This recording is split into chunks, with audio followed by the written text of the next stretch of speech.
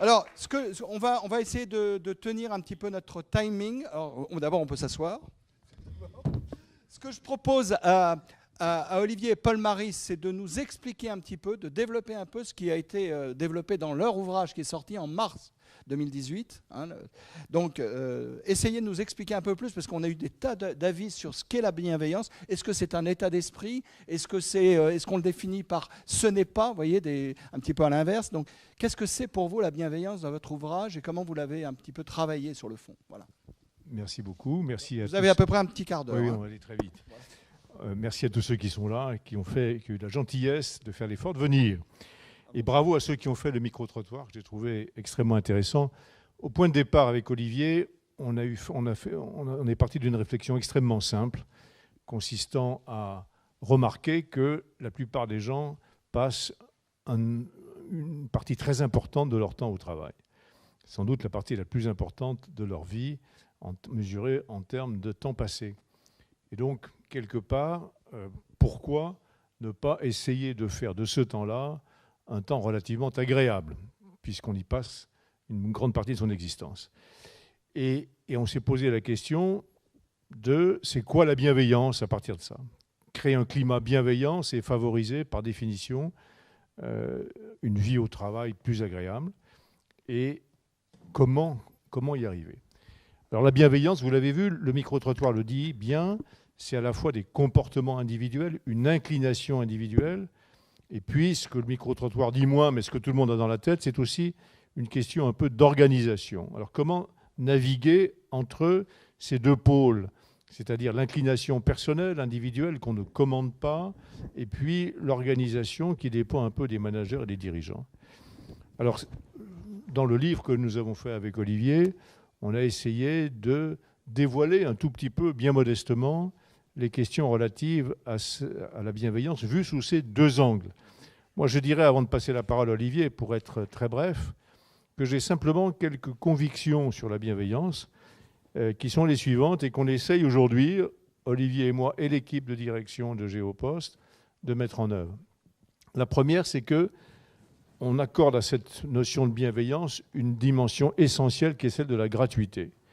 J'ai volontairement banni toute espèce de relation à la démarche que nous faisons dans notre entreprise Géopost, démarche de bienveillance, avec des résultats attendus. Parce que, à mon avis, commencer à travailler dans les directions, on va être bienveillant parce qu'on aura le meilleur résultat par la suite, c'est quelque part tuer cette dimension de la gratuité qui est, à mon avis, inhérente à la bienveillance. Et c'est probablement déclencher des tas de réactions qui ne sont pas bonnes et qui risquent d'étouffer la démarche. La deuxième chose, deuxième conviction, c'est que la bienveillance ne se décrète pas, elle ne s'impose pas, elle ne provient pas d'une méthode, elle ne sera pas les résultats, comme on le dit aujourd'hui dans les entreprises, d'un roll-out général d'une méthodologie déployée partout dans l'entreprise, le plus vite possible, avec des indicateurs, etc. Ça, c'est totalement contraire, je pense, à une culture de bienveillance. Ma troisième conviction, c'est que la bienveillance procède d'une pédagogie de l'engendrement.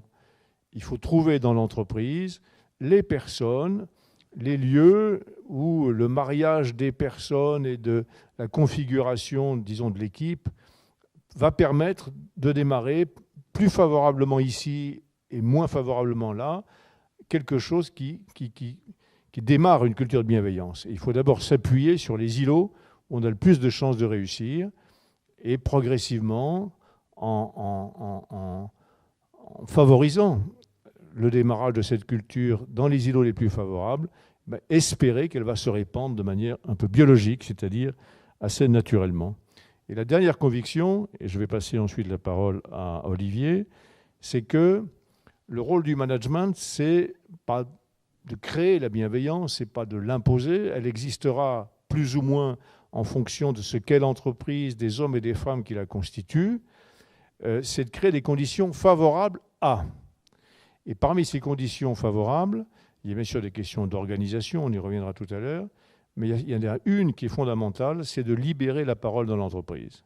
C'est-à-dire de mettre progressivement les hommes et les femmes de l'entreprise en situation de parler franchement, honnêtement, librement de ce qui va et de ce qui ne va pas. Alors, merci Paul-Marie pour cette introduction très complète. Moi, je voudrais juste rajouter et parler un peu de la démarche qui nous a amené, enfin, qu'est-ce qu'on dit dans l'ouvrage. On a d'abord réfléchi sur qu'est-ce qui nuisait à la bienveillance avant d'essayer d'apporter des solutions. Et on l'a divisé en 3 piliers.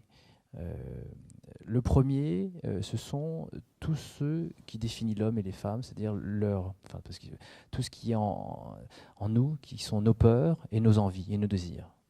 Première chose. Deuxième chose, on a réfléchi sur un certain nombre de comportements toxiques qui découlent quelquefois de ces peurs et de ces désirs que nous avons tous en nous.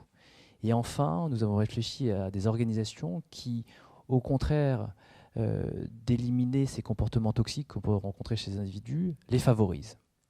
Alors, pour faire très rapide, et je vous invite à lire l'ouvrage en détail, nos grandes peurs, c'est la peur d'être mangé, la peur d'être abandonné, le désir d'être reconnu dans notre unicité et dans notre singularité. Tous ces peurs et ces désirs, quelque part, peuvent être nuisibles à la bienveillance. Et je m'explique.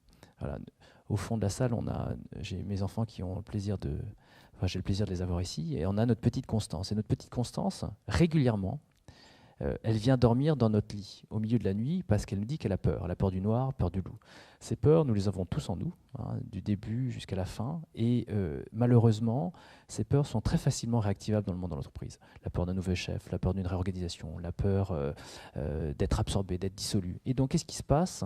C'est qu'on a tendance, parce qu'on a peur de perdre son travail, d'être placardisé, mécaniquement, on retient l'information, on se barricade, on se protège. Et on rentre dans la méfiance vis-à-vis de ses collègues. Une autre illustration, le besoin d'exister dans notre singularité. À partir du moment où une entreprise ne nous permet pas de le faire, ou à partir du moment où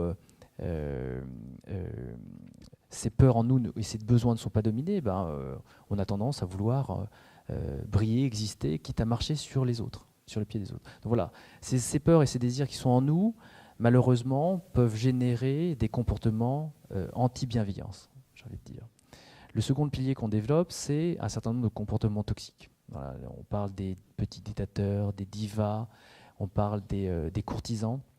Malheureusement, il y a beaucoup de courtisans, il y a beaucoup de divas, il y a beaucoup de dictateurs, et ça génère un profond désengagement de la part des gens qui voient ce type de comportement se développer.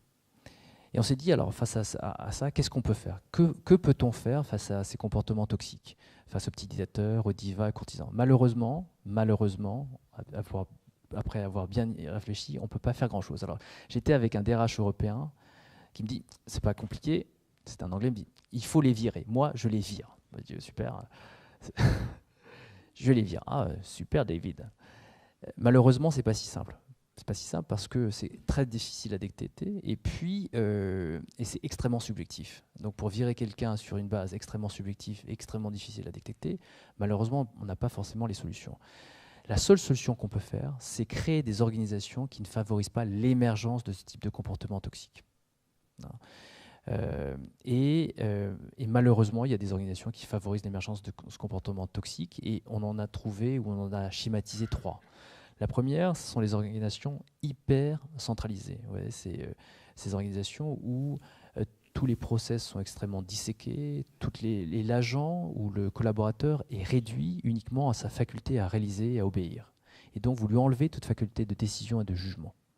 Dans ce type d'organisation, voilà, le chef qui, après quelques années, après des années, monte tout en haut de la hiérarchie, qui finalement a la possibilité de décider de la règle, malheureusement, on lui donne la possibilité à ce moment-là de devenir un petit chef, un petit dictateur. Deuxième type d'organisation que l'on dénonce, c'est l'organisation hyper compétitive. Alors j'avais ces discussions avec un dirigeant qui me disait « Non mais c'est important que les organisations soient hyper compétitives parce qu'il faut qu'ils se battent avec le marché. Il faut qu'ils soient leaders, il faut qu'ils gagnent. » Je dis « Non, bien sûr, on est d'accord. Une organisation doit être hyper performante pour pouvoir se battre sur un marché. » Je ne parle pas de ça. Je parle du fait que certaines organisations pousse l'hypercompétition à l'intérieur entre les collaborateurs. En gros, que le meilleur gagne, que le meilleur survive. Et ce type d'organisation extrêmement violent pour les individus et engendre une culture du repli sur soi, de l'individualisme et du non-partage. Et enfin, le troisième type d'organisation que l'on a essayé de caractériser, ce sont les organisations floues, les organisations imprécises. Voilà. Dans ce type d'organisation, vous avez des tâches qui se superposent, des territoires qui s'entremêlent. Les gens ne savent pas ce qu'ils doivent faire. Et qu'est-ce qui se passe quand ils ne savent pas ce qu'ils doivent faire? Souvent, ils ont tendance à vouloir empiéter sur le territoire des autres et se bouffer sur des missions qui sont communes. Donc tout ça génère de la non-bienveillance. Et on a essayé de proposer des pistes de solutions. Notamment des trois principes, et je vais laisser Paul-Marie expliciter ce qu'il a lui-même mis en œuvre pendant des années, fonder les organisations sur un principe très clair, le principe de subsidiarité, le principe de clarté des territoires et le principe de responsabilité. Paul-Marie. Merci Olivier. Oui, ces trois principes qui sont assez simples, qui sont revendiqués dans beaucoup d'entreprises, mais très très peu souvent réellement appliqués, ne garantissent pas la bienveillance. Parce que vous pouvez avoir une entreprise qui est extrêmement claire, où les responsabilités sont déléguées, mais voilà, à un endroit de l'entreprise, il y a quelqu'un qui n'est pas bienveillant, qui tire tout sur lui, qui a un caractère épouvantable, qui est conflictuel. Et l'entreprise peut même être très efficace. Donc, il faut faire attention. Ces principes ne garantissent pas la bienveillance. Cependant, s'ils sont mis en œuvre, normalement, ils créent des conditions où l'épanouissement ou des comportements, on va dire, sains, sont plus développés que dans des entreprises, comme vient de dire Olivier.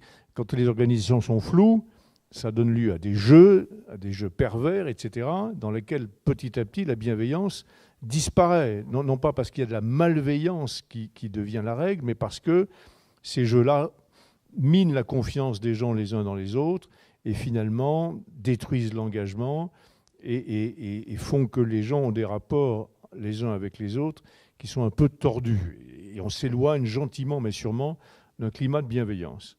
Donc, quelque part, sur ces questions de responsabilité, clarté des organisations, clarté des responsabilités, en France, c'est quelque chose qu'on a du mal à faire par rapport à la culture américaine. Très souvent, on crée des organisations floues, les périmètres, les responsabilités sont mal définies. Ça n'est pas bien. De la même chose, on est dans un pays qui a une culture centralisatrice extrêmement forte. Ça nous vient de l'État, ça nous vient de plein de choses. Et donc, la délégation, ce n'est pas quelque chose qui est naturel. Vous entendrez très souvent, partout dans les entreprises, des managers qui disent « Oh, moi, je délègue. Je demande simplement à voir les décisions qui sont prises juste avant qu'elles soient prises. » Ben voilà, ce n'est pas de la délégation. Et donc, il y a beaucoup de comportements comme ça qui génèrent en réalité progressivement des dérives formidables dans l'entreprise et qui, en ce qui me concerne, je les juge comme peu compatibles avec le développement d'une culture de bienveillance. Voilà. Et donc ça, c'est tout un chapitre qu'on développe sur la subsidiarité, la responsabilité, la clarté des territoires. Mais on peut se dire, une fois qu'on a fait ça, ça ne suffit pas. Voilà, je prends souvent l'exemple de Michel et Madeleine. Michel et Madeleine sont dans le même bureau. On va supposer qu'ils ont un chef qui a lu notre ouvrage, qui se dit, tiens, il faut que je rende l'organisation plus subsidiaire. Donc je vais confier des responsabilités claires. Et finalement, Madeleine étant compétente, elle prendra la décision. Le principe de subsidiarité claire, c'est toute décision qui peut être prise au niveau N n'est pas reportée au niveau N+1. Bon, j'applique le principe, Madeleine va pouvoir être compétente, je lui confie la mission, elle la réalise, et Michel également. Et pourtant,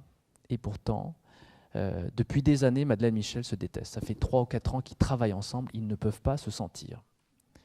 Moi, j'ai vu ça dans mon passé. Malheureusement, voilà, pas du tout. C'est du vécu. Et on se dit, mais pourquoi ils ne peuvent pas s'entendre? Et c'est horrible, hein. Tous les jours, les personnes passent 10 heures ensemble dans le même bureau, tous les jours. Et en plus, avec les open space, ça ne va pas s'améliorer. Et je peux vous assurer, ça peut vous rendre profondément malheureux. Même si vous avez un chef qui est sympa, qui vous donne une bonne mission et que vous êtes valorisé, vous êtes empoweré, comme on dit, eh ben, le fait que votre collègue vous tire la tronche tous les jours, c'est très pénible et très désagréable et ça vous rend malheureux. Et la raison pour laquelle les gens n'arrivent pas à se parler, c'est parce que souvent, il y a eu un conflit au préalable. Il y a eu des non-dits, il y a eu des choses sur lesquelles les choses ne sont pas entendues. En l'occurrence, entre Madeleine et Michel, qu'est-ce qui s'est passé? Madeleine devait aller à un rendez-vous, était en vacances, Michel a pris sa place sur son client, et puis les choses se sont emballées, et finalement, Michel a récupéré le client. Madeleine en était malade, à son retour de vacances. Elle n'a pas pu lui dire. Et pourquoi elle n'a pas pu lui dire? Parce qu'elle s'est économisé le coût de lui dire, parce que ça peut malheureusement dégénérer en conflit. Donc elle ne lui a pas dit, parce que finalement, comme je vis toute la journée avec Michel, si je lui dis et que ça part en vrille, ça va être invivable. Donc elle s'est économisé ça. Mais par contre, comme elle a gardé ça sur le cœur, et c'est tout à fait humain, il a fallu qu'elle se venge un jour. Et elle s'est vengée. Et les choses comme ça se sont délitées, et puis dans la marmite, ça pourrit. Et maintenant, ils ne peuvent plus s'entendre. Et ça arrive tous les jours dans les entreprises. Et on s'est demandé, mais comment faire? Et la seule façon pour résoudre les choses, c'est passer par le truchement du groupe. C'est pas passer par le manager, parce qu'ils vont pas aller se plaindre au manager que ça va pas, parce que, un, ils passent pour des enfants, incapables de gérer leurs problèmes. Deux, le manager, s'il est un peu pervers, a peut-être intérêt à ce qu'ils s'entendent pas. Et trois, il sait pas forcément le faire.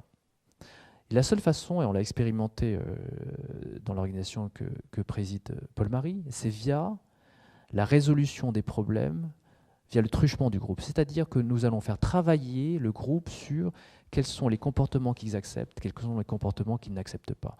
Et en faisant écrire les comportements qu'on accepte, qu'on n'accepte pas, on permet au groupe de légitimer qu'il n'accepte pas que quelqu'un dérive de la règle qu'ils ont édifiée de façon commune. Et ainsi, progressivement, on va essayer de purger les non-dits. On va essayer de purger qu'est-ce qu'on a sur le cœur. Et progressivement, on va essayer de réguler le fonctionnement du groupe.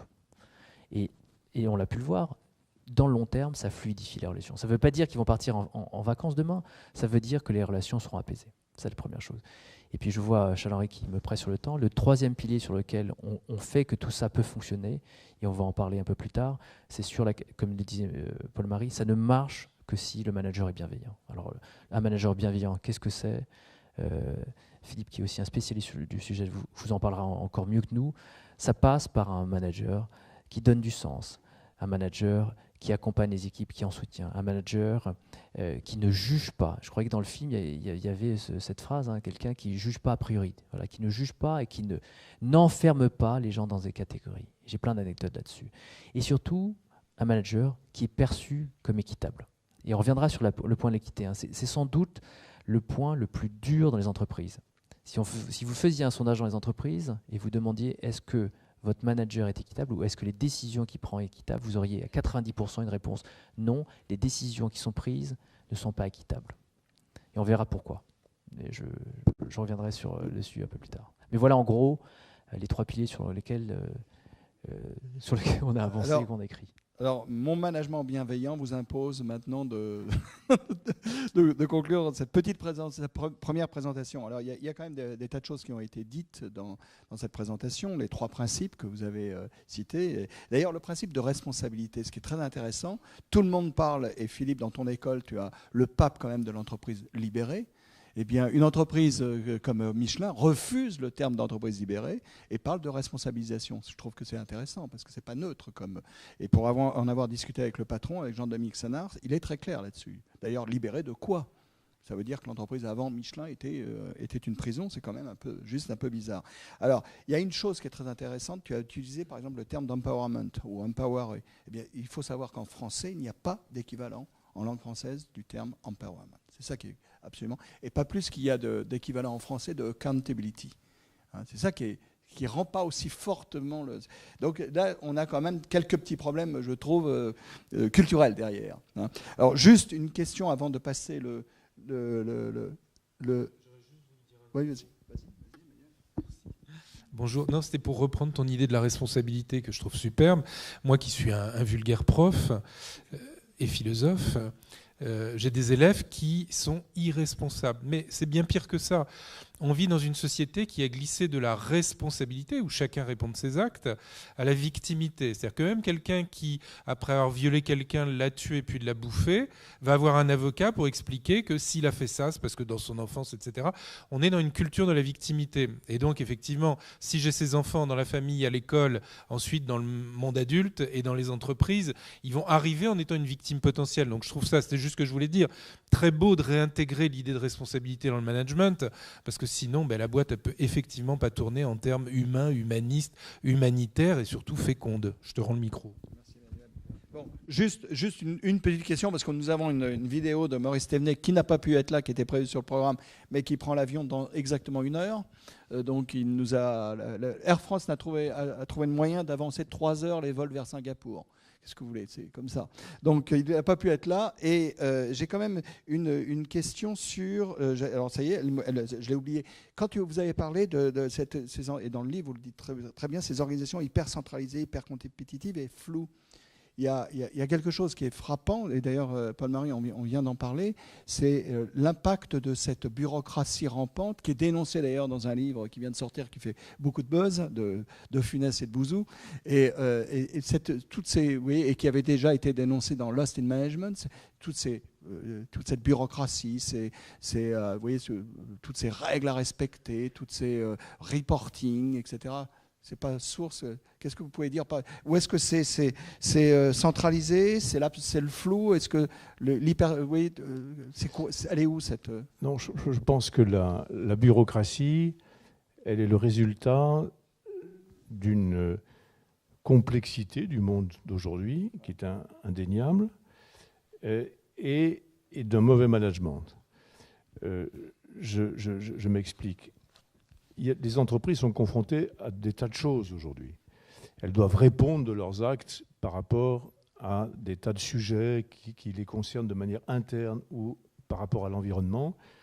Et voilà, il faut développer pour répondre aux exigences qui leur sont demandées par la loi, par les accords sociaux passés avec les organisations syndicales, par rapport aux règles contractuelles qu'on a avec les parties prenantes, comme on dit. Elles doivent pouvoir qualifier ce qu'elles font. Il faut mesurer aussi ce que l'on fait. Et tout ceci nécessite un minimum de discipline, de procédure.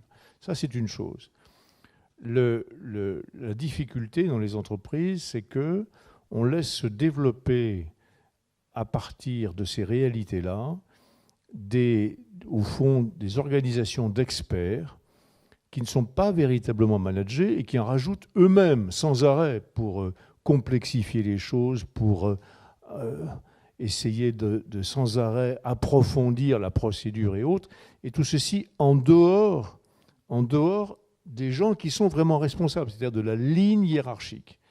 Donc, quelque part, pour terminer là-dessus, mais c'est une question juste essentielle, la bureaucratie est le produit d'une complexité qu'il faut gérer, et d'un mauvais management, c'est-à-dire d'une organisation où on ne tient pas les experts pour ce qu'ils sont, c'est-à-dire des experts qui vont apporter des outils les plus simples possibles à ceux qui sont en charge, mais c'est ceux qui sont en charge qui doivent en définitive les utiliser et rendre compte de la complexité, et non pas les experts eux-mêmes.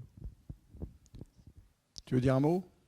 Non, parce que comme tu faisais référence à l'hypercentralisation, l'hypercompétitivité et le flou, je me suis dit on pouvait un tout petit peu parler de ce qui a été dénoncé dans ces différents ouvrages et qu'on avait évoqué. Alors ce que je vous propose, c'est de regarder la vidéo de Maurice, qui précisément traite des sujets que nous venons de traiter, parce que je pense que bureaucratie et engagement sont juste un peu incompatibles. Donc il va dire un mot sur bienveillance et engagement, et après on va engager le débat avec vous tous.